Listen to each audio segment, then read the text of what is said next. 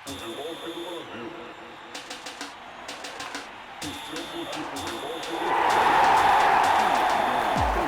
hear them. Who couldn't love this? This is a sculpture of a goal. It's perfection. Cenjene dame, dragi gospodje, prisrčen pozdrav v družbi Sportkluba. Premier ligaška sezona je za nami, bila je spektakularna, kot smo tudi pričakovali. Na koncu se je končalo zmago Cityja. City drugače kot z epskim preobratom, kot kaže teh napetih sezon, ni sposoben dobiti. In odločili smo se na Sportklubu, da pripravimo nek pregled, čeprav se nažalost od Premier lige poslavljamo vse za nekaj časa. Tim Obrez je nekako dal pobudo, da se ozremo nazaj skozi celotno sezono v angleškem nogometu. Tim, prisrčen pozdrav, kako si? Prisrčen pozdrav tudi z moje strani. Pa nisem najbolj v redu, ker koliko si omenil, Premier liga zapušča Sportklub in hkrati imam nek tak čuden občutek, da bi me zapuščala punca, v katero sem ful zaljubljen, res. Tako sem se nekako navezal na to Premier ligo, vsak teden sem čakal ta mail, da vidim, katero tekmo bom delal. Je nekako težko zdaj, ker je vsega tega konec. Ja, jaz sem tudi nekako vedno bil čustveno navezan na Premier ligo, že ko sem začel delati na Sportklubu, mi je bila to najljubša liga ob naši slovenski, ki jo na srečo imamo, ampak vsekakor bom Premier ligo zelo pogrešal. Če greva najprej na neko tisto splošno oceno, jaz bi rekel, da pričakovano, da sta Liverpool in City bila na vrhu, ampak sem pa vseeno pričakoval, da bo pa City morda prej zaključil delo, sploh glede na tisti tam spomladanski del, ko so že imeli priložnost, preden je Liverpool prišel tisti fantastičen niz, ampak na koncu bi pa rekel, da vseeno Manchester City zasluženo prvak. Kakšno je tvoje mnenje? Ja, definitivno zasluženo, kajti ko potegnemo črto, mislim, da so bili boljši tudi od Liverpoola. Mislim, da je bilo varljivi tistih 12 točk, da so imeli prednosti nekako iz kroga v krog, pa smo večkrat pregledali dejstvo, da ima Liverpool 2 tekmi manj. Hkrati pa smo vsi nekako imeli v mislih, da je pred vrati afriški pokal narodov, da bo Jürgen Klopp brez Salaha in Maneja, in nekako smo pričakovali zdrse Liverpoola, ki pa jih ni bilo. Na 18 tekmah so nanizali 16 zmag, pa 2 remija, mislim, da zares neverjetna serija recov. In ujeli so priključek. City v bistvu sploh ni delal veliko kiksov, ne. Remizirali so s Southamptonom, Crystal Palaceom, izgubili s Tottenhamom, torej načeloma so... Dvakrat izgubili s Tottenhamom, ne, dvakrat so izgubili s Tottenhamom, še ko je Tottenham vodil Nuno Espirito Santo. Ja, to je bilo v prvem krogu, se spomnim. Ja. Ampak v glavnem City niti ni tako zelo popustil, ne, ko se je nabral to prednost. Ni šlo, da bi nekako se četa Pepa Guardiole razpustila. Enostavno so še naprej držali dobro formo, Liverpool pa je zares bil neverjeten. Luis Diaz je recimo se izkazal res kot fantastično okrepitev. Liverpool je res v tem drugem delu sezone bil izjemen in samo želimo si lahko, da bo takšen tudi v prihodnji sezoni, kajti City bo po mojem mnenju zares močen tej skalam, ki pride. Ja, pa lahko si želimo, da bo Liverpool ekstremno močen tudi v soboto, ko bomo spremljali finale Lige prvakov, da bo tudi ta tekma epska. Vsaj po mojem okusu in po moji želji upam, da bomo spremljali pravo dramo. Zagotovo, jaz grem tudi v Pariz in se res veselim tega obračuna. Mogoče sem si želel res angleškega finala, da bi bila tudi atmosfera v mestu luči še nekoliko boljša. Pesmi bi bile definitivno boljše za navijače, te napevi bi bili res čarobni, ampak tudi ko je fantastično. Real Madrid je vsem kraljevi klub, najuspešnejši vseh časov in bo definitivno zelo dobro. Dobro, da bi imel glasnejše pesmi, mislim, da bi potreboval West Ham, Manchester United ali pa neke te bolj klasične klube kot pa City v finalu. Ja. Ampak da bo Manchester United v Ligi prvakov je težko pričakovati. Ne, oni so bili bliže v konferenčni ligi. Glede na njihovo sezono. Greva morda najprej na to rivalstvo, ki smo ga že omenjala, City, Liverpool, tudi oba stratega se izredno spoštujeta, v zadnjih mesecih sta ves čas govorila, hvalo speve drug o drugemu, ekipi. Jaz mislim, da sta tudi zelo iskrena, da se zavedata, da je to neko posebno rivalstvo sodobnega nogometa, pa sem tudi prepričan, da nikjer drugje v nobeni drugi ligi na svetu nimamo takšnih dveh klubov, ki sta tako konstantna, tako močna v zadnjih letih, in da je tudi prav, da se trenerja tako spoštujeta. Ja, definitivno, res zdaj že to konstanto držita, mislim, da 4 sezone. Zdaj v zadnji sezoni je Liverpool popustil zaradi verjetno poškodbe Virgila van Dijka, ampak sicer pa tako Klopp kot tudi Guardiola nekako težita drug drugega k temu, da sta boljša, drug drugega nekako posredno z rezultati vzpodbujata v to, da dajeta še več od sebe, in res se je to razvilo v eno fantastično, izjemno zanimivo rivalstvo. In trenutno sta definitivno vsaj 2 stopnički nad vsemi drugimi klubi. Sicer je Chelsea v sezono krenil res odlično, pa kar nekako, ne vem, so se razpustili, ne vem, včasih. Ja, meni, na primer, Chelsea že s tem, ko je osvojil Ligo prvakov lani, ni imel ekipe, da bi lahko, ne vem, na konstantnem nivoju držal korak z Liverpoolom in Cityjem, vse tako se mi je zdelo, no. Ampak vsa dogajanja okrog kluba pa tudi niso pomagala v spomladanskem delu, vse po mojem mnenju. Ravno včeraj sem bral, da je celo možnost, da Chelsea ne bo v Ligi prvakov, ker ima Abramovič portugalski potni list, in če ne bo potrjene prodaje do 31. maja, ne bo licence za UEFA preko angleške nogometne zveze in Chelsea bo ostal brez Lige prvakov, in jo pa bo odšel Arsenal, kar bi bilo komično. Definitivno, ja, tudi jaz sem... In žalostno, ker mislim, da mora vseeno igrišče odločati. Se strinjam, absolutno se strinjam. Tudi s tem je Chelsea veliko izgubil, ko smo videli tribune prazne, ne samo sezonci so lahko hodili na tekme. Jaz mislim, da vseeno takšno vmešavanje politike ne sodi. Tudi Jürgen Klopp se mi je prikupil z izjavo takrat, ko je bilo največ govora o Abramoviču in o denarju, da mu je zanimivo, da se zdaj vsi obremenjujejo z denarjem pri Chelseaju, nikogar pa ne moti denar pri Newcastlu, denar pri Manchester Cityju, da vsi vemo, odkot denar prihaja, ampak da vedno zamižimo na eno oko, zdaj pa kar naenkrat tak halo okrog Chelsea.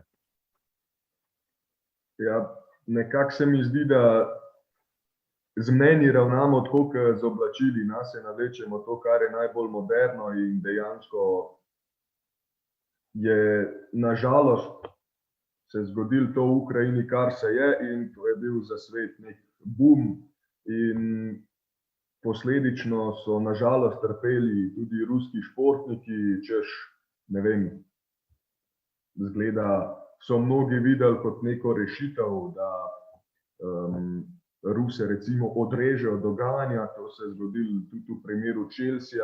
Zdaj, okej, Abramovič je vseeno v nekem tesnem sodelovanju s Putinom, ampak po drugi strani pa ne vem, se mi res zdi, da zdaj mogoče preveč posegajo v delovanje kluba. Tudi Abramovič je na nek način dal zeleno luč za odstop.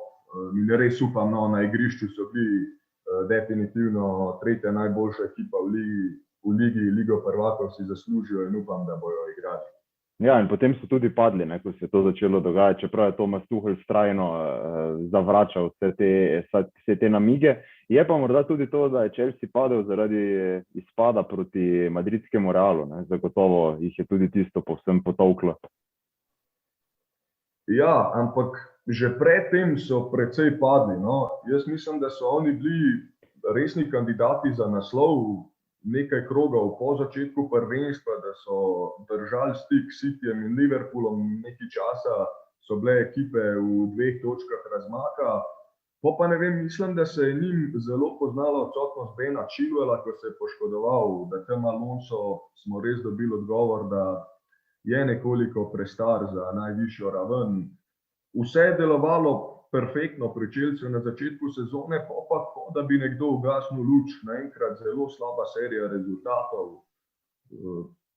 Ja, tam novembra so se že začeli tisti remiji, predvsem na malih tekmah je bilo preveč remijev, se tudi Tuchel izpostavljal, te izgubljene točke na tekmah, ko je bil Chelsea boljši, pa prejemal zadetke v finišu ali pa ni uspel izkoriščati priložnosti. Zdaj, če sva že tu na tem tretjem mestu, potem greva kar na 4. in na 5. Boj za Ligo prvakov je bil zelo oster. Arteta je opravil dobro delo pri Arsenalu, to vseeno moramo reči, sploh glede na to, kakšno kvaliteto je imel na voljo v napadu, vse po mojem mnenju. V tem drugem delu sezone še posebej. Arteta je opravil fantastično delo. Mnogi vidijo Arsenal kot enega izmed najuspešnejših angleških klubov, ampak resnica je, da se njegov kader nikakor ne more primerjati s kadrom najboljših ekip. Če malo pogledamo, Arsenal je sicer v sezono krenil z Aubameyangom, pa se ga Bonnet takoj nekako znašel na bojni nogi z Arteto, ki je moral eksperimentirati, ki je zares, mislim, da je izvlekel maksimum iz Sake, Martinellija, Smitha Rowa, Edegarda. Na koncu je še Eddie Nketiah igral dobro, ki prej ni niti mogel doseči zadetka.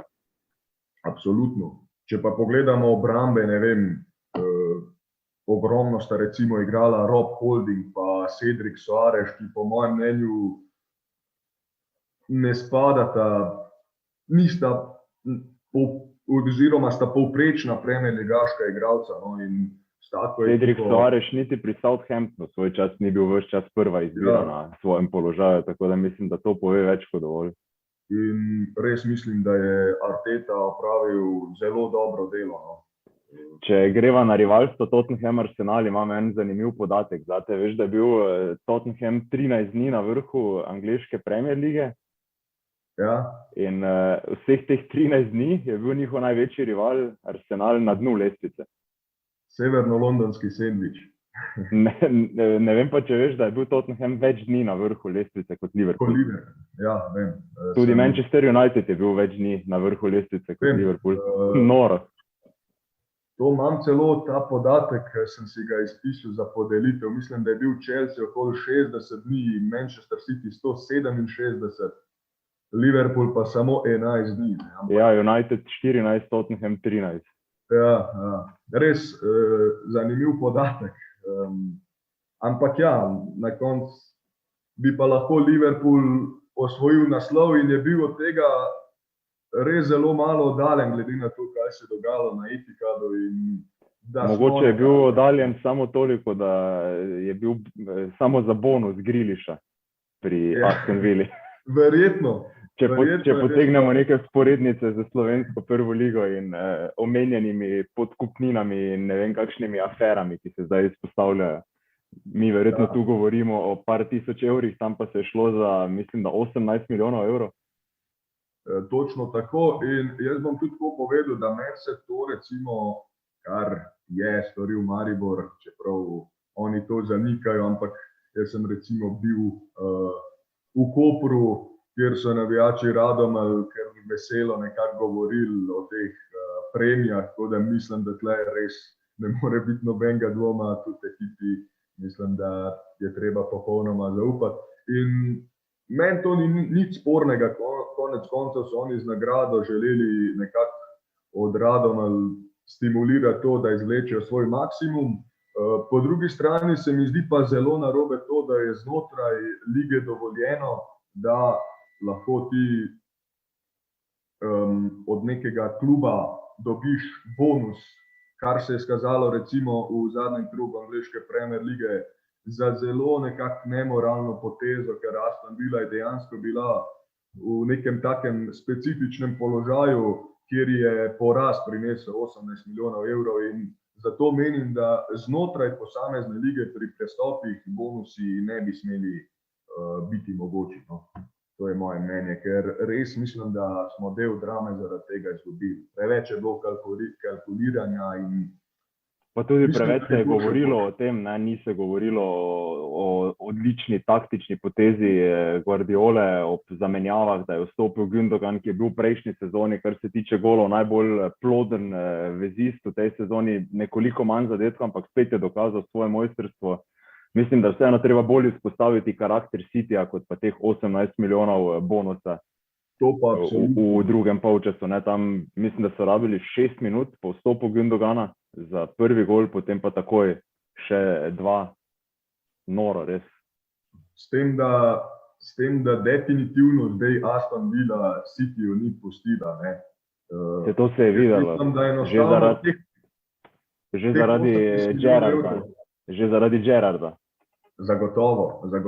Gerrard je bil zelo vesel pri golih Matija Casha in Coutinha, ampak pa ne vem, mogoče nogometaši se zagotovo zavedajo, da teh 18 milijonov recimo pride, klub se tega zaveda. Sicer oni so veliki profesionalci in kljub temu grejo lahko na polno v tekmo, nekje v podzavesti, pa verjetno se vseeno prikrade ta misel zaradi tega, ker gremo s takšnim entuziazmom proti najboljši angleški ekipi, bomo morda ob 18 milijonov in morda je bil to nek faktor na koncu, čeprav vse zasluge seveda tudi Manchester City, kajti zadeti 3 zadetke v takšnem položaju v 5 minutah, to je zares nekaj neverjetnega.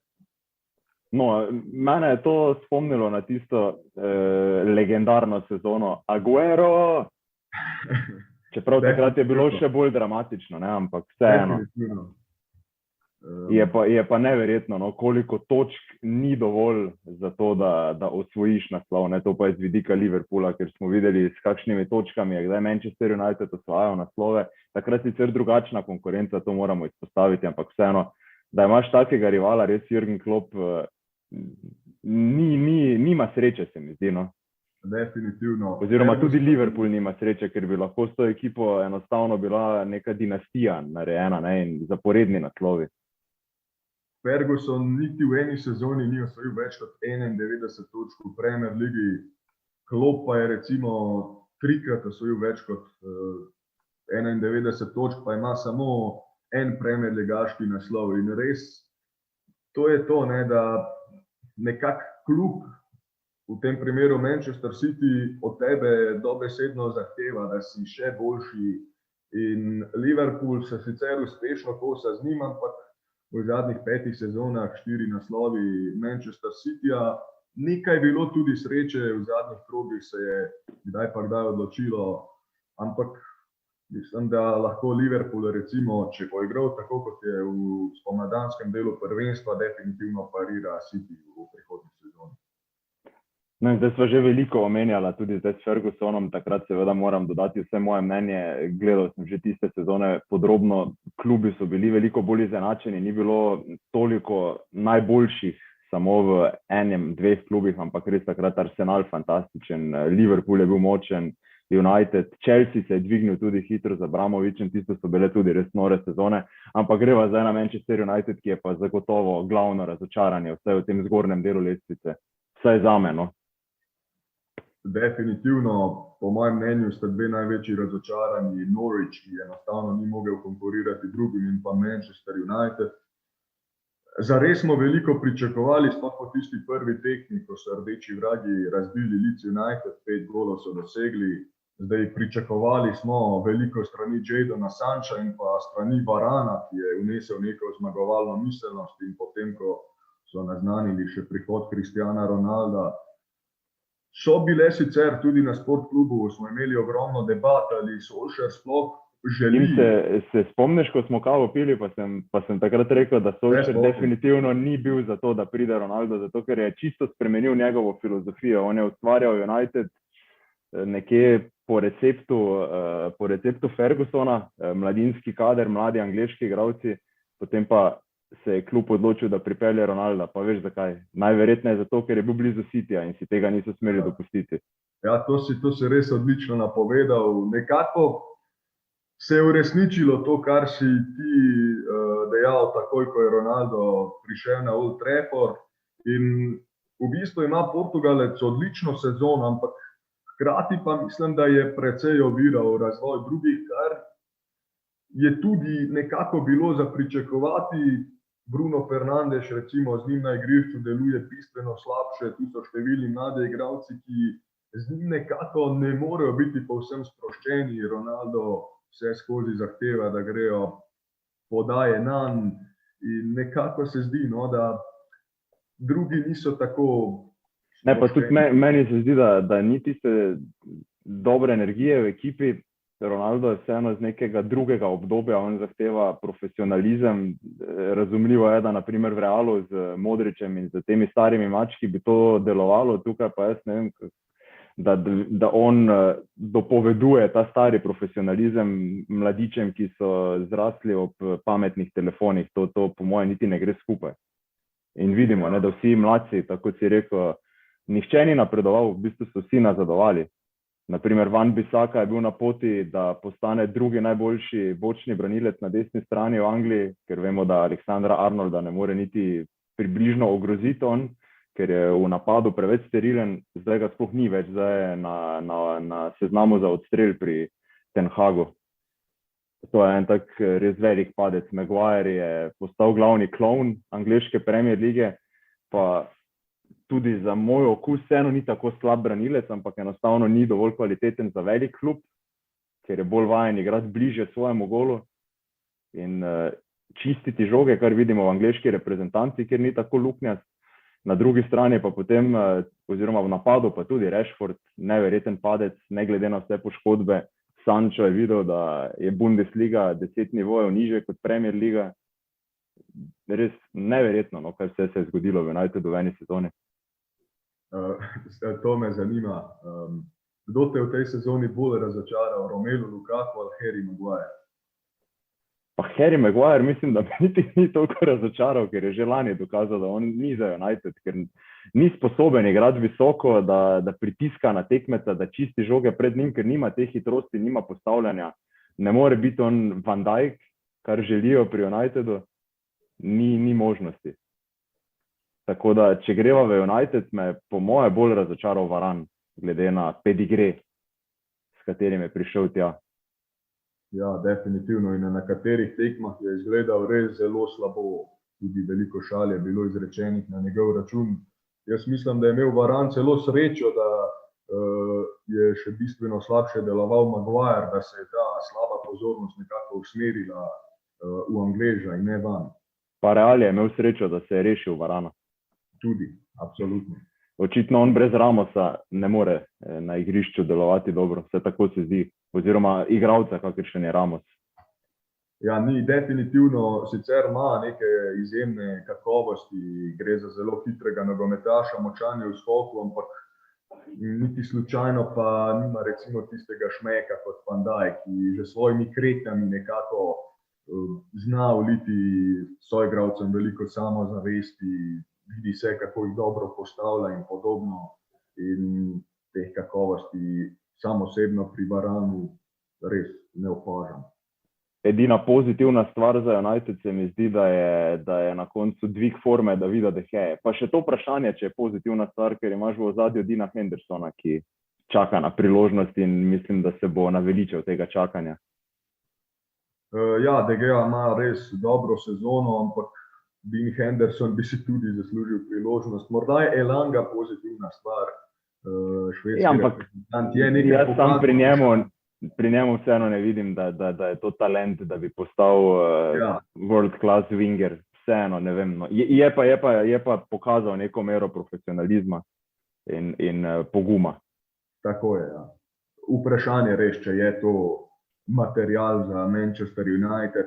V določenih momentih se mi je zdelo, da recimo Ralf Rangnick dejansko potrebuje Elango, da ne igra zaradi svoje mladosti, ampak da je dejansko v tistem trenutku bil na igrišču zato, ker je bil najboljša izbira za Rangnicka, ampak ja, vprašanje pa, če se lahko razvije v nogometaša, ki bi bil nek nivo teh najvišjih, ne? Kar pa seveda potrebuje. Zdaj imam pa nekaj težav tu z mojim kuškom. Evo ga. Torej, kaj rečeš, največje razočaranje sezone Manchester United, kar se tiče klubov? Zagotovo. Jaz bi dal tu blizu še Everton, ki me je tudi zelo razočaral. Vsaj glede na vložek iz preteklosti. Mene Everton tudi razočaral, ne pa tako zelo kot recimo Manchester United, ker ko pogledamo posameznike Evertona, igrajo res tak počasen, zatikajoč nogomet. Na koncu so se fantastično izvlekali in jaz mislim, da so da imajo pri tem ogromno zaslug navijači, ki so recimo na Goodison Parku vselej res ponesli svoje fante. Mislim, da 11 zmag Evertona v tej sezoni, od tega 9 na Goodison Parku. Tista tekma s Chelseajem je morda bila prelomna, ko je Everton slavil doma z golom Richarlisona. Navijači so jih res ponesli in na koncu vseeno zaslužen obstanek v ligi. Mislim, da Premier Liga potrebuje Everton, konec koncev imamo potem 2 Merseyside derbija, ampak sam igralski kader pa nekako pristaš Evertona ne more navdajati z optimizmom. Calvert-Lewin je bil recimo poškodovan večji del sezone, tudi on je veliko razočaranje. Ja, pa tudi Richarlison. Ampak vidi pa vse tim, kaj je Carlo Ancelotti, ne? Ja. Njegova zasedba Evertona ni bila kaj boljša. Pa se je boril dejansko tam vse do aprila za 4. mesto. In res, v lanski sezoni, ko sem spremljal tekme Evertona, sem imel občutek, da vse skupaj ne teče najbolje, in ko je Real Madrid potem angažiral Ancelotija, sem se res presenetil. Zdaj pa smo res poznali, kaj pomeni Carlo Ancelotti. Na eni strani je Real ponesel v nebesa, Everton pa je res padel in res slaba sezona Evertona je posreden dokaz, kako fantastičen trener je Italijan. Kaj pa najpresenečenje sezone? Jaz bi rekel Brentford zame, kar se tiče preskoka na nivo igre. Mene je Brentford mogoče celo malo razočaral, sicer ne rezultatsko, ker sem pričakoval, da bodo rezultati slabši, ampak v lanski sezoni so v Championshipu res igrali fantastičen nogomet, to je bila potentna igra. S prihodom Christiana Eriksena se mi zdi, da je Thomas Frank vse skupaj nekoliko bolj umiril, da je bila igra bolj organizirana in pa nekoliko počasnejša, ampak so pa obstali v ligi, kar je bil njihov cilj in res Thomas Frank je opravil sjajno delo. Mogoče zame pozitivno presenečenje Arsenal, no, nisem jih pričakoval tako visoko. Ja, pa če pa upoštevava še evropsko sezono, pa od angleških klubov zame definitivno West Ham, glede na kader in pa David Moyes, to je pa neverjetno. Najbolj zanimiv komentar zanj mi je ta, da če ne bi bil nekoč trener Manchester Uniteda, da bi bil zdaj zagotovo glavni kandidat, preden so podpisali Ten Haga. Ja, verjetno res odlično delo opravlja David Moyes. West Ham ima zares ogromno kakovosti, tudi 2 angleška reprezentanta, Declana Ricea in pa Jarroda Bowna. Si videl sliko včeraj, ko so potrdili Jarroda Bowna, da je reprezentant? Ja. Objava, tisto, ko je bil star, ne vem, 10 let, cel pobarvan z angleškim dresom pa irokezo. Tega nisem videl, ampak zelo lepo, da so se mu sanje uresničile, ker res je pokazal neko vrhunsko kakovost. Sicer menim, da Bowen nima mogoče takšnega potenciala kot marsikdo drug v ligi, ampak recimo, da če primerjamo, recimo, nekako da dam primerjavo, da je potencial nekega nogometaša kot nek kozarec, mogoče ta kozarec pri Bownu ni tako zelo velik, je pa do konca napolnjen s tekočino in res se mi zdi, da Bowen daje vse, kar lahko da. Ja, njegova borbenost je neverjetna. Mislim, to če primerjamo ta preskok Championship, Premier Liga. Naprimer, to, kar je Toniju uspelo v Brentfordu, jaz dam roko v ogenj, da Mitrović ne more biti tako uspešen v Premier Ligi pri Fulhamu, kot je naprimer Toni pri Brentfordu. Če primerjamo, naprimer, njune sezone v Championshipu, pa potem bomo videli zdaj v Premier Ligi, naprimer, se mi zdi, da je vseeno tudi Bowen dosti bolj ohranil tisti svoj nivo z borbenostjo. Mitrović ne vem, če je tega sposoben. Jaz mislim, da Mitrović nikakor tega ni sposoben storiti pri Fulhamu, zato ker Fulham je recimo ekipa, ki v Premier Ligi more enostavno staviti na obrambno trdnost, morajo vršiti pritisk na tekmečevo obrambo, morajo veliko zahajati v svoj kazenski prostor in v takšnih okoliščinah mislim, da Mitrović svojo težo, svojo neokretnostjo res ne more priti do izraza. Recimo je tudi prepočasen, da bi sledil pol v proti napadih po pridobljeni žogi. Zato mislim, da bi on moral spremeniti, zamenjati sredino, recimo v nekem West Hamu, pa mislim, da bi Mitrović deloval sijajno, ko ga bi recimo Bowen, Benrahma, Fornals hranili z visokimi podajami, ko bi bilo težišče veliko časa preseljeno pred tekmečeva vrata, ker Srb zna recimo izvokati, kam se bo žoga odbila. In pri ekipi, kot je recimo West Ham, bi svojo kakovost lahko pokazal, pri Fulhamu pa mislim, da je ne bo mogel. Je pa vendarle nekoliko drugačen tip igralca kot Tovni, ki je tehnično in tudi tekaško veliko bolj sposoben od Srba. Ja, veš kaj, tudi ne ravno leži najbolj Mitroviću dejstvo, da se je spremenil slog nogometa v Angliji, ne? Če gledamo eno zanimivo statistiko, samo 164 golov od skupno 1071 jih je padlo z glavo v tej sezoni, kar je za otoški nogomet neverjetno malo. Zdaj statistike za Championship nimam, ampak upam si trditi, da tukaj so v Premier Ligi so jih dosegli 15%, tam je zagotovo številka nekje okrog 30-35, ne? In to je nekaj, kar Mitroviću zagotovo ne ustreza. Zagotovo. In tudi Mitrović je v tej sezoni več kot 10 golov dosegel z glavo, kar je res en neverjeten podatek, ne. In ja, na Craven Cottageu bodo morali nekako poiskati sistem, kako uporabiti Mitrovića. On ima zares neverjetno kakovost in jaz upam, da se mu ne bo ponovila predlanska sezona, no. Dobro, takrat tudi veliko smole s poškodbami in vsem. Čeprav jaz rečem, da je Fulham na nivoju West Broma iz prejšnjih sezon pa Norwicha. Predober za Championship, pa preslab za Premier Ligo.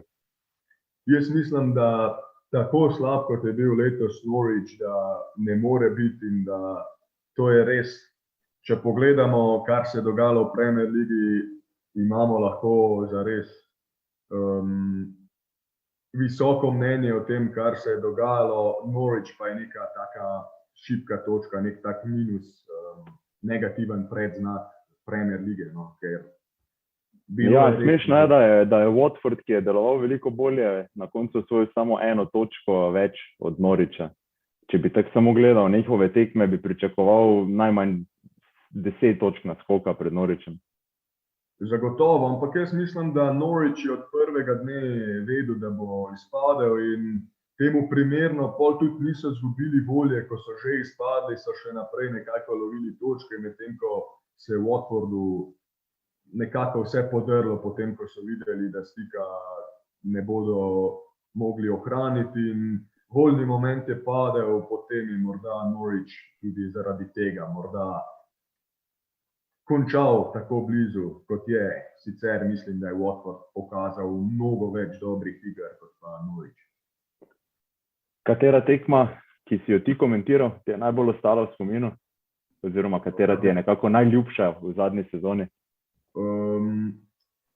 Zdaj v bistvu imam 2 najljubši tekmi. Ena je bila Liverpool-Wolverhampton, ko se je res dogajalo ogromno tudi na drugi tekmi in ko je bilo čutiti neko napetost, sicer pa posamezna tekma, če ne upoštevam drugih okoliščin, zagotovo Leicester City Tottenham, ko so Lisjaki, ki so sicer še to, da omenim, eno izmed največjih razočaranj po mojem mnenju te sezone, vodili do 95. minute, potem pa Tottenham čudežno, magično, neverjetno do zmage z 2 goloma Bergwijna in to je bila zares končnica.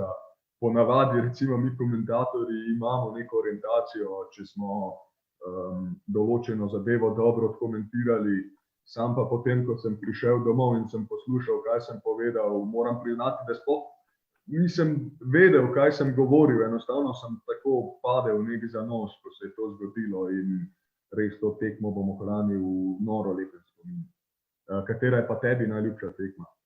Ja, meni pa je nekako najbolj v spominu ostal povratek Cristiana Ronalda. Imel sem čas, da sem komentiral tisto tekmo z Newcastlom, ko je dosegel 2 gola, čeprav sem, kot sva že rekla, takrat napovedal, da to ne bo dobro za Manchester United, pa je za komentatorja vseeno čast pospremiti tak dogodek, kot je povratek njega nazaj na Otok.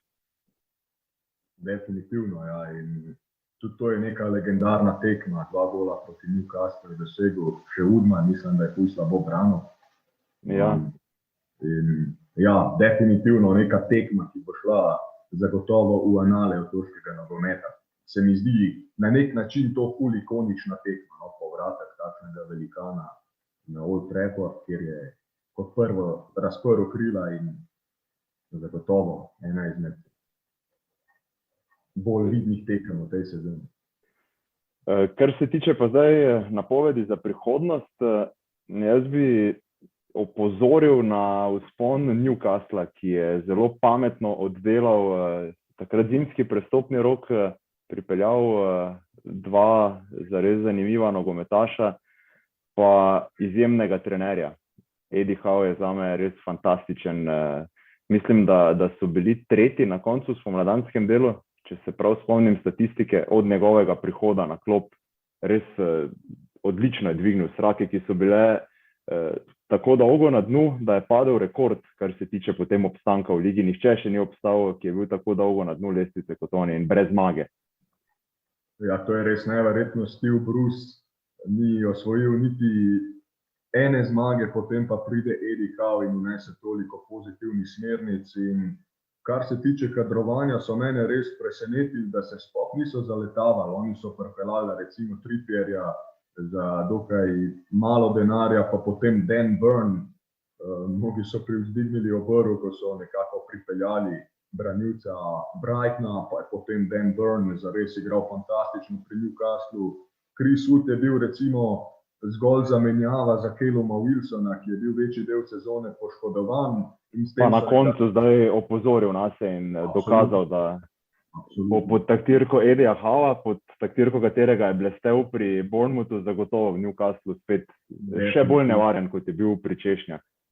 In z nakupom Chrisa Wooda so po točko A, se pravi, dobili dobrega, kakovostnega napadalca, po točko B so pa oslabili Burnley, kar se je takrat zdelo zelo pametna poteza, potem pa smo hitro videli, da bo Newcastle zares daleč od izpada iz lige. Zdaj Bruno Guimaraes je pa ena izmed najboljših okrepitev v zadnjih sezonah Premier lige, čeprav mnogi verjetno menijo, da je najboljša okrepitev Luis Diaz, ki je res okrepil Liverpool. Mislim, da je Bruno Guimaraes še bistveno bolj vplival na podobo Newcastla, kot je Kolumbijec na podobo Liverpoola, in to je bila res vrhunska poteza.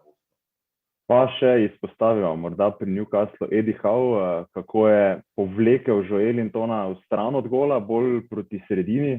Brazilec pa je s tem nekako zasijal končno, ne? Glede na to, da je šlo za najdražjo okrepitev kluba v napadu, se je res videlo, da je neroden, ampak ko pa je stopil nekje nazaj na tisti položaj desetice, pa fantastične tekme, res je postal odličen. Definitivno. Proti Manchester Unitedu mislim, da je bila nekako prva taka tekma, ko so se res začeli pogovarjati, da je lahko Joelinton fantastična izbira dolgoročno na tem položaju. Tudi tekma med Manchester Unitedom in Newcastlom, ki se je končala z 1-1, mi je močno ostala v spominu. In res vsa čast Eddieju Howe, da je recimo opazil to, da se Joelinton v napadu ne znajde in da je ugotovil, da pa bi se lahko v zvezni vrsti znašel. Res to, kar je počel Eddie Howe, zagotovo sodi med najboljše trenerje v tej sezoni. Morda se lahko z njim kosata še Thomas Frank, pa recimo Pep Guardiola, ki je enostavno osvojil naslov. Sicer pa Eddie Howe kotira zares zelo visoko. Veš, kdo je pa trener leta, ne? Nisem videl, kdo je. Jürgen Klopp. To je Zelo nelogično. To je Sky včeraj ekskluzivno razkril, zdaj ne vem, če je že uradno potrjeno, ampak meni tudi ni, tako kot si sam rekel, logično. Če se zazreva prihodnost, Huddersfield, Nottingham Forest, kluba, ki igrata v finalu play-offa Championshipa. Jaz si bolj želim Nottingham Foresta v Premier Ligi. Ne glede na to, da tudi Huddersfield letos igra odličen nogomet, ampak Nottingham Forest s svojimi navijači, zgodovino, pa tudi z stilom nogometa.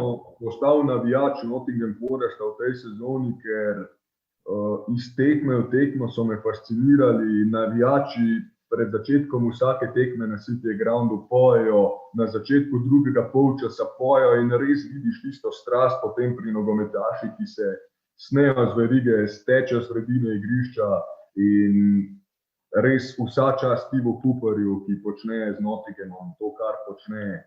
Jaz res v finalu bom navil za Nottingham Forest, ker so tako poživili dogajanje v Championshipu in mislim, da bi Huddersfield v Premier Ligi deloval podobno, kot je recimo Norwich v letošnji sezoni.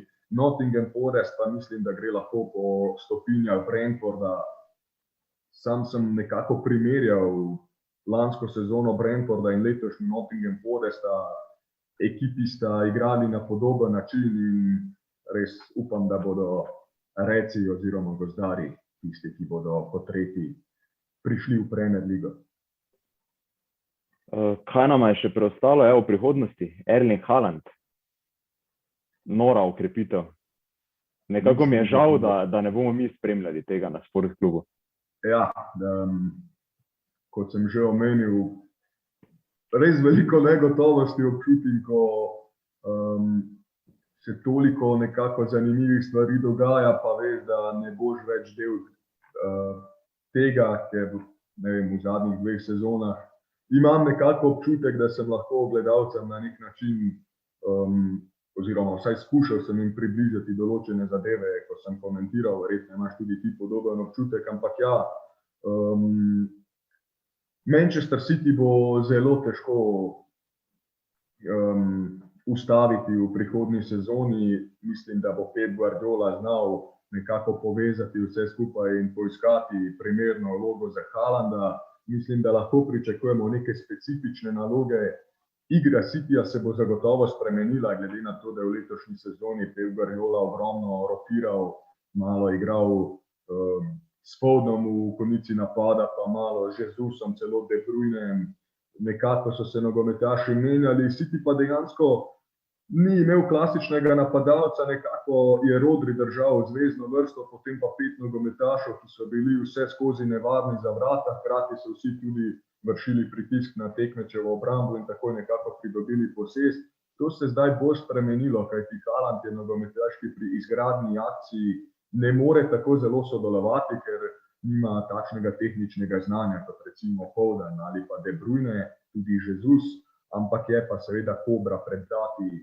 In verjamem, da bo Pep Guardiola znal izkoristiti to, kar ima in da bo City težko ustaviti. Je pa po drugi strani res, da pa tudi Liverpool zdaj ima širši kader.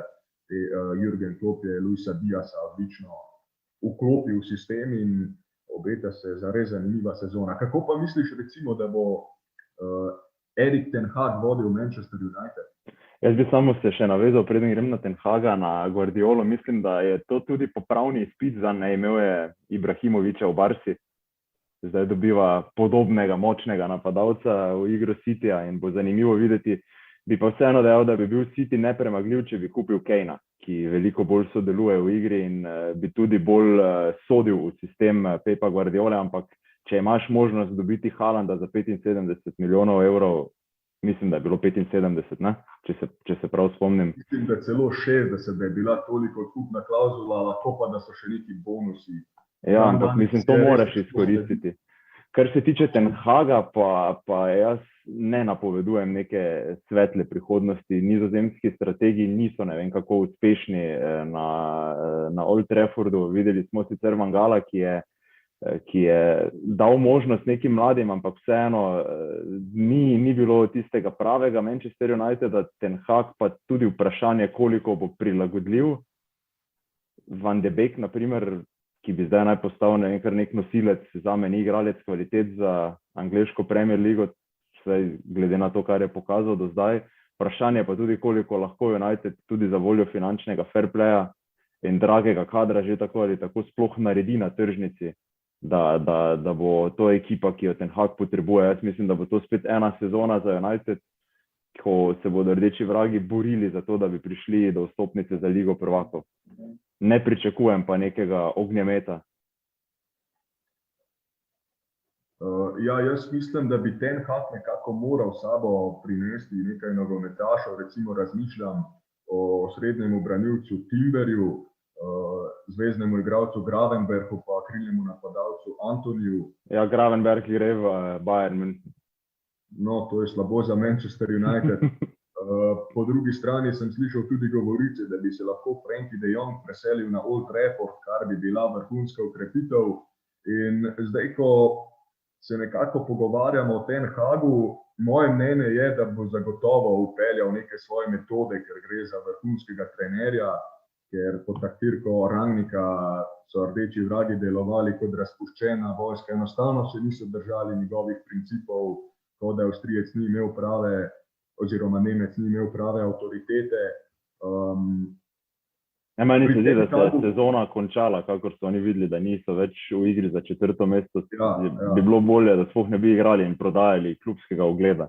Se mi zdi, da se je samo Cristiano Ronaldo boril, pa še to zaradi svoje osebne statistike.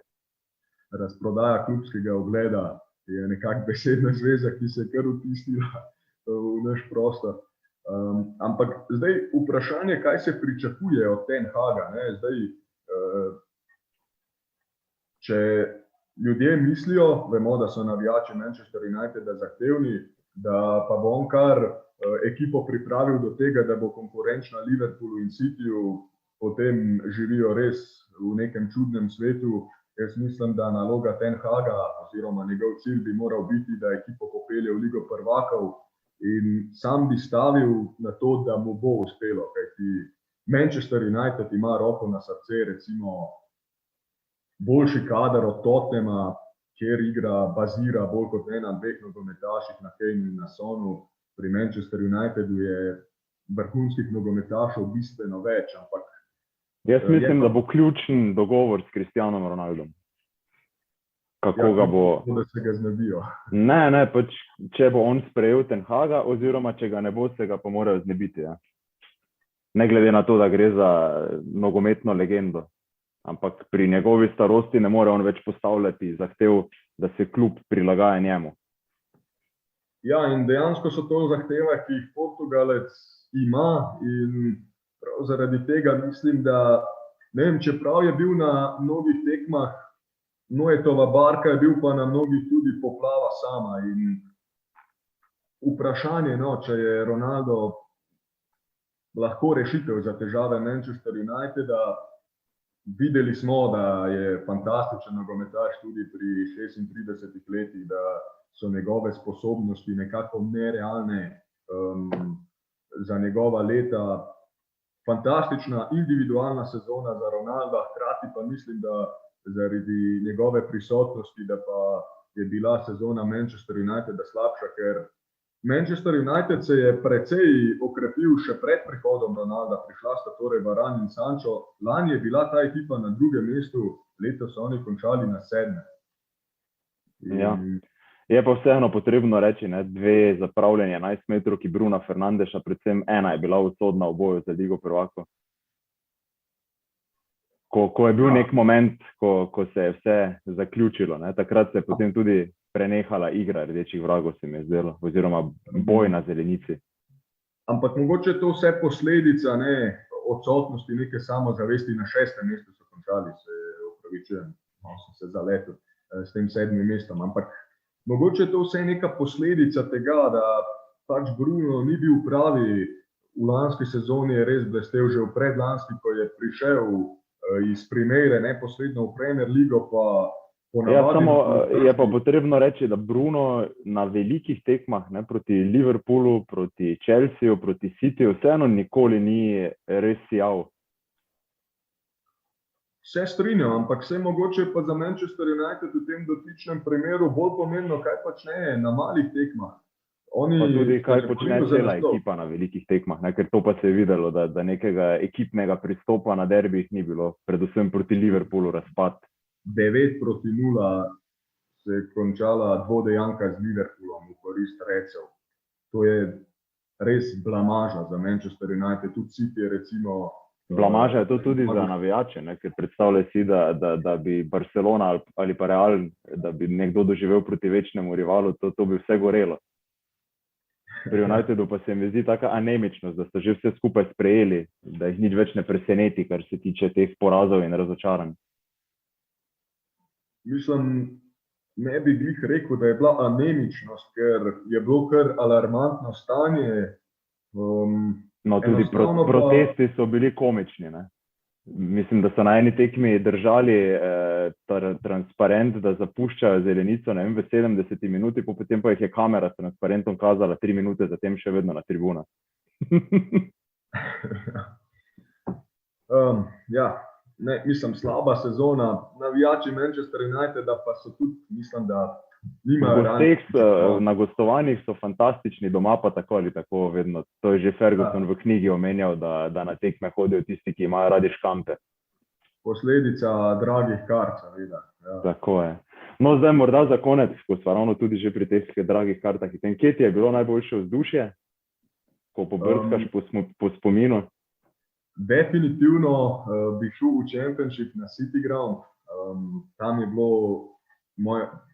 je bilo nekako najboljše delati prenose, ker kako so navijači peli, sicer v Premier Ligi pa bi se navezal recimo na prvo tekmo Brentford-Arsenal, ko se je res čutila ta strast Brentfordovih navijačev, ko je klub prvič po več kot 60 letih zaigral v Premier Ligi, sicer pa Goodison Park.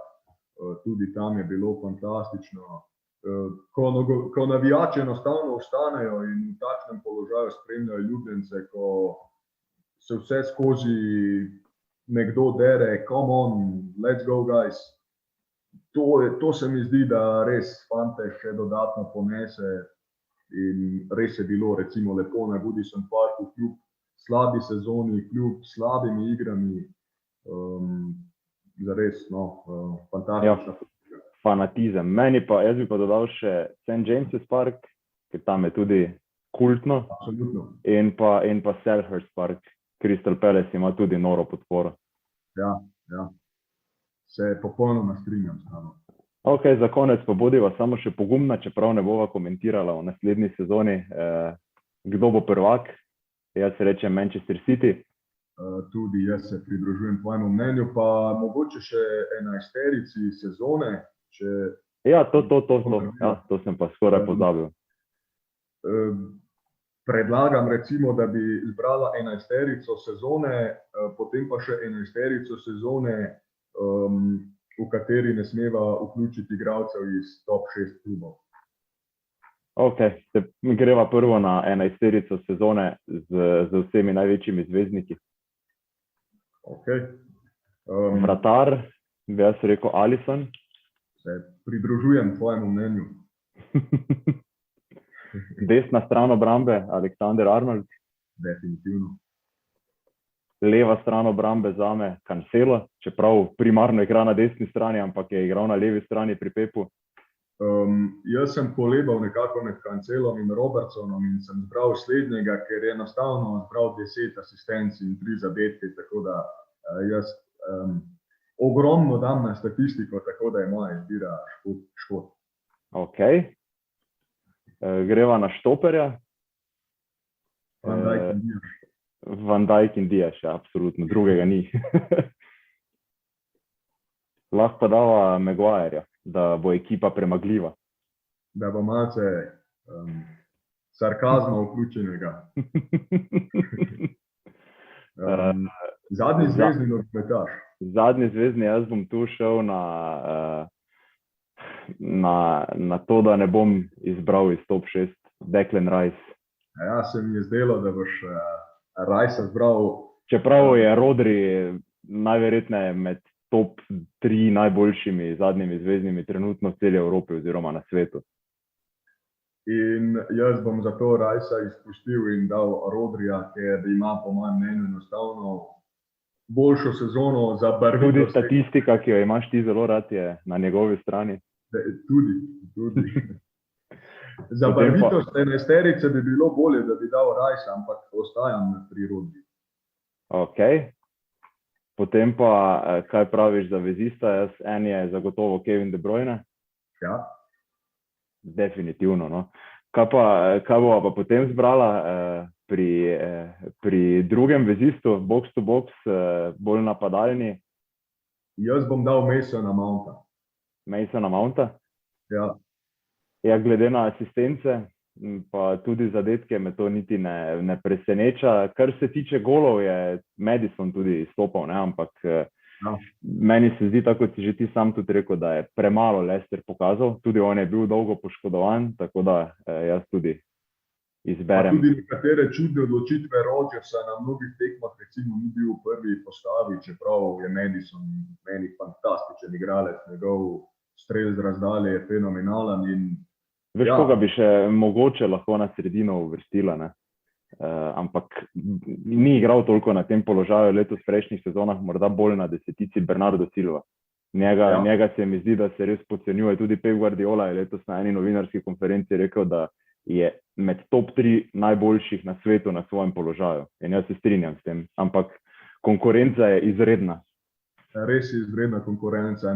Bernardo se mi zdi res tak vsakdanji nogometaš, ker njegova tehnika je res fantastična in da se temu tehničnemu znanju navkljub tako podreja ekipi, da dela takšen pressing, da toliko teče, fant res kaže en velik karakter in me ne preseneča, da ga Pep tako ceni.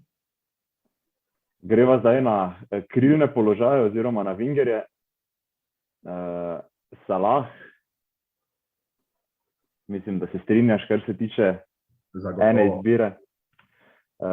Kaj bova rekla za Sona? Ga bova dala špico ali ga bova dala na krilo? Jaz sem ga dal na krilo. Na krilo si ga dal? Tako je. Ok, bom sledil tebi, no, ker je vseeno pokazal dosti več kot pa na primer Mane. Koga si pa potem dal v špico? Harryja Kanea. Harryja Kanea? Tottenhamova asa imam, čeprav morda Harry Kane ni blestel tako kot v lanski sezoni, ko je bil tako najboljši strelec, kot tudi asistent, pa mislim, da Tottenham brez njega ne bi mogel konkurirati niti za 6. mesto, kaj šele za Ligo prvaka. On je tisti, ki vleče gost poleg Sona, ki je letos imel najboljšo sezono. Mislim pa, da je Son lahko srečen, da igra s Kaneom, no, ker Sergis nogometaša odlično. Mislim, da sta lahko Kane in Son srečna drug za drugega, glede na to, da sta zrušila rekord po sodelovanju pri doseženih golih v Premier Ligi. Sta podrla rekord Lamparda pa Drogbaja, se mi zdi. Tako je, in ga tudi že pošteno izboljšala. Ja. Torej imava Son, Kane, Salah, Mount, De Bruyne, oziroma Mount, De Bruyne, pa potem Rice, Rodri. To sva bila različna. Cancelo, Robertson, na levem boku sva tudi bila različna. Van Dijk, Ruben Dias, pa Trent Alexander-Arnold in Alisson. Kar podobno in upam, da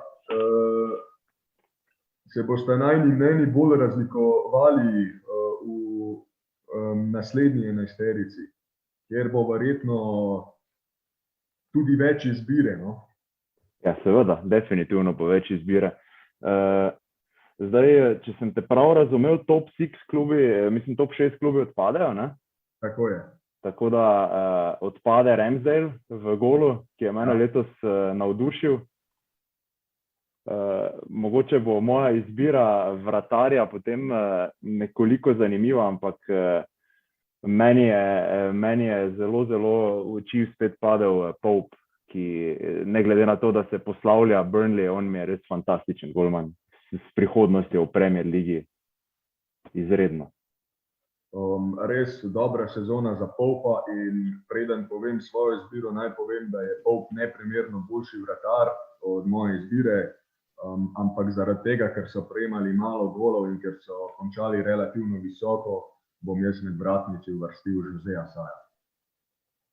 Ja, Jose Sa tudi dober. Veš, koga sem še jaz imel v mislih? Robert Sanchez. Ja. Brighton se mi zdi, da je taka ekipa, ki jo kar nekako spregledamo, ker nima nekega izrazito dobrega posameznika, je pa Graham Potter, recimo fantastičen trener. Mislim, da je Brighton edina taka malce slabša ekipa, ki pa tako dobro drži žogo v posesti, da res igra temelji na tem, da se narekuje ritem, manjka pa neka individualna kakovost, recimo z izjemo Trossarja, ni nobenega, ki je sposoben koga predribljati ali pa kaj podobnega. Ja, se strinjam. Greva na štoperje. Mark Gay in Conor Cody. Codyja sva zbrala istega, jaz sem pa dal potem Pontusa Jansna, ki sem ga nekako zamenjal v zadnji trenutek z Craigom Dawsonom, ker je Dawson vseeno bolj navdušil v Evropi in ni igral toliko v prvem delu sezone. Okay. Mi je pa vseeno Dawson z tistimi svojimi genialnimi zadetki, pa tudi nekaj izjemnimi reševanji zelo prirasel k srcu. No. Je tak fanatičen igralec. Ja. Ki ga imajo morda radi tisti, ki tehnično niso tako sposobni, pa recimo kariero gradijo na drugih temeljih. Tako je. Kaj praviš za levi bočni položaj? Jaz imam Cucurellio. Sem kolebal med Mitchellom in Cucurellio, pa sem se nekako odločil za Mitchella. Ja, zanimiva odločitev. Se sta oba blestela, no, Cucurella je postal, mislim, da celo igralec sezone v Brightonu, če se prav spomnim, je dobil nagrado za svoje odlične igre. In zanimiva je bila njegova reakcija po tem, ko je prejel nagrado in mu je PR-ovka Brightona dejala nekaj v smislu, kakšni so občutki ob tem.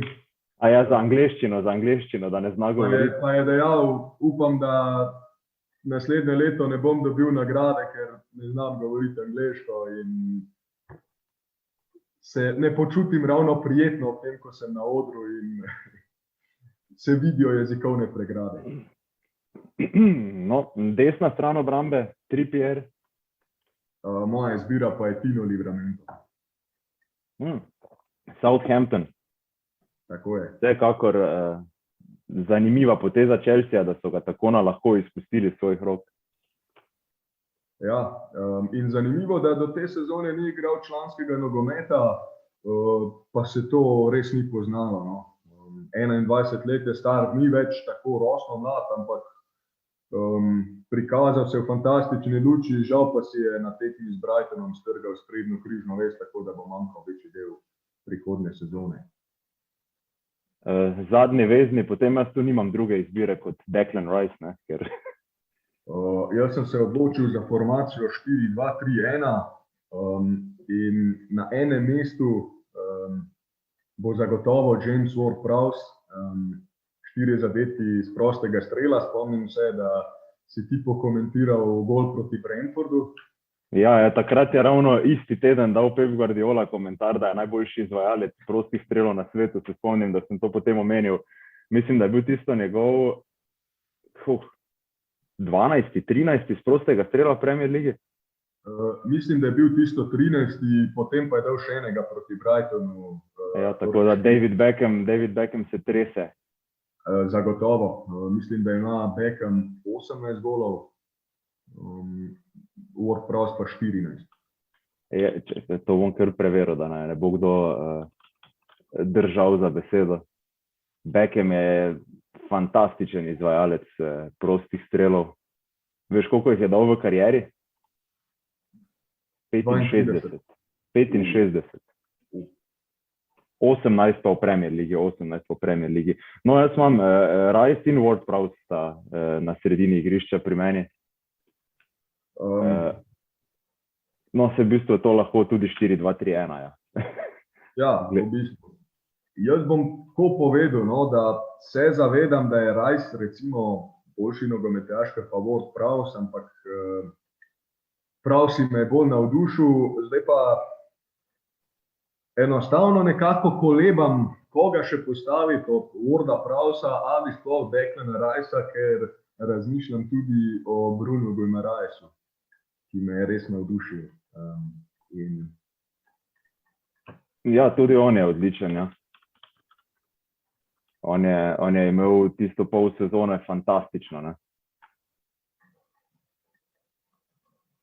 Tako da, jaz bom ostal pri Rice pa Ward-Prowse zvezdni vrsti. Dobro. Kaj pa ti? Boš kaj spremenil ali? Moji izbiri sta Bruno Guimaraes in pa Ward-Prowse. Ok. Koga boš postavil na desetico? Jaz bom tu dal Madisona, ki je res bil fantastičen, kar se tiče doseganja golov, ne glede na to, da je Leicester razočaral. 12 zadetkov, to je izjemen podatek. Mene je tudi James Madison zelo navdušil, ampak še bolj pa me je impresioniral Conor Gallagher svojo borbenostjo, pa tudi učinkovitostjo, tako da na desetko postavljam Conorja Gallagherja. Gallagherja sem jaz v enem pogovoru z najnim sodelavcem, z Milošem, takoj prodal v Newcastle, ko je prišel Eddie Howe. Zagotovo fantastična okrepitev. Mlad Anglež. Mislim, da bo on kar zdaj za Chelsea igral, če so pametni. Ja, ampak če ne bo tam dobil svoje minutaže, potem definitivno bolje zanj, da gre v klub, kjer bo igral. Ja. Jaz sem na levo krilo sem potem postavil Barnesa. Ok. Moram priznati, da si me kar presenetil. Harvey je bil dolg časa precej skromen, no, zdaj v zaključku sezone pa je pokazal veliko boljši obraz, ampak vseeno, mene ni tako zelo impresioniral. Moja izbira na levi strani, pa čeprav je več igral desno, je Jarrod Bowen. No, Jarroda Bowena sem jaz dal na desno stran. Kaj si ti tja postavil, Mbeumoja? Rafinha. Pa samo na desni strani lahko igra, zato sem moral Bowena nekako preseliti na drugo stran. Na krilnem položaju bi morda lahko izpostavila še Wilfrida Zahaja, ne? On je tudi imel zelo dobro sezono pri Crystal Palaceu. Ja, prvič v karieri je v zaporedni sezoni dosegel dvomestno število golov.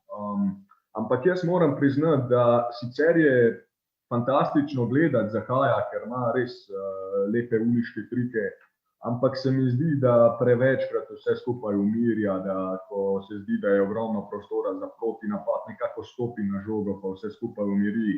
Morda je preveč nekih cirkuških vložkov pri Ivorcu, tako da sam o njem nisem razmišljal. No, jaz sem imel potem v napadu nekaj težave pri izbiri.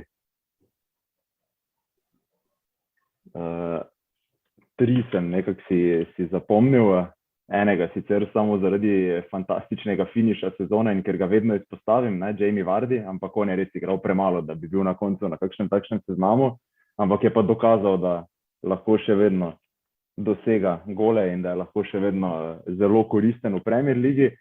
Tony in Antonio pa sta potem nogometaša, ki sem jo nekako uvrstil na svoj seznam na short list in se zaradi malenkost več naklonjenosti kladivom odločil za Mikela Antonija.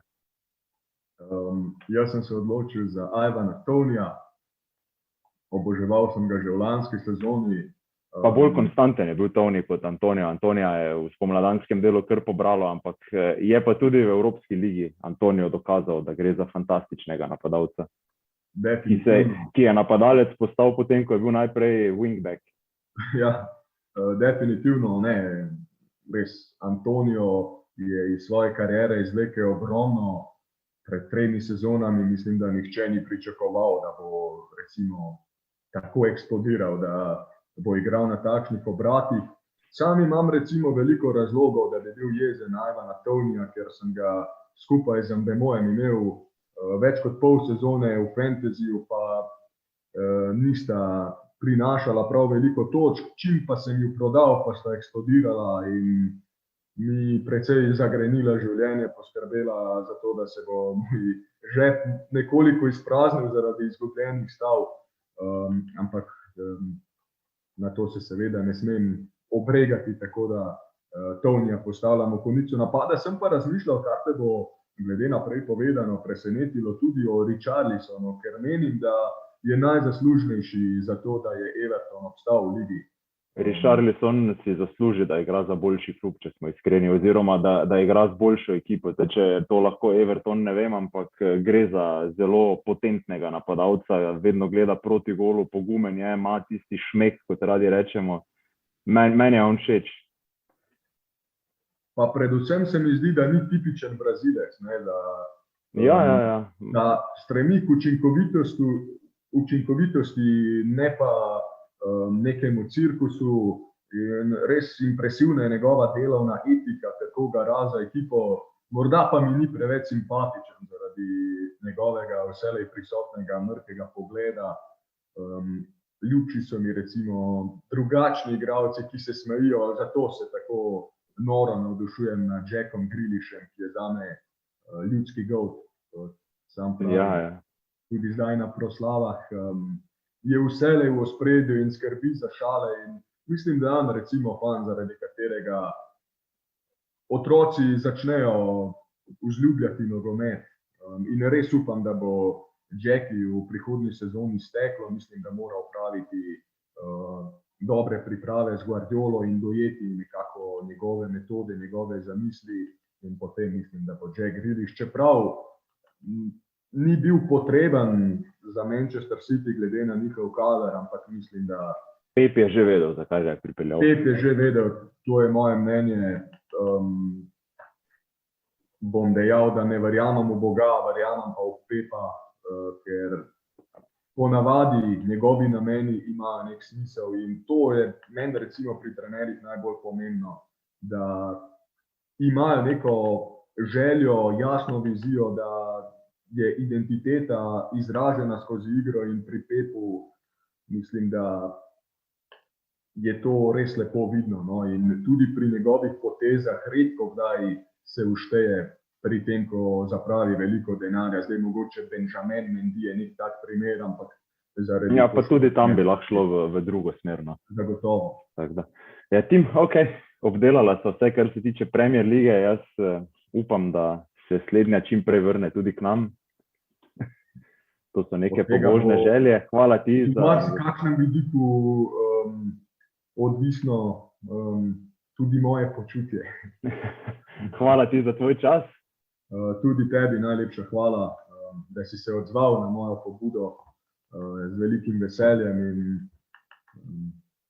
za prvič upam, da ni bilo tako slabo. Ne. Super je bilo.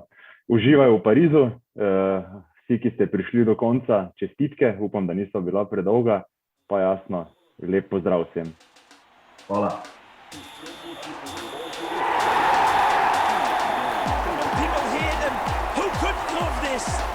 This is a sculpture of a goal. It's perfection.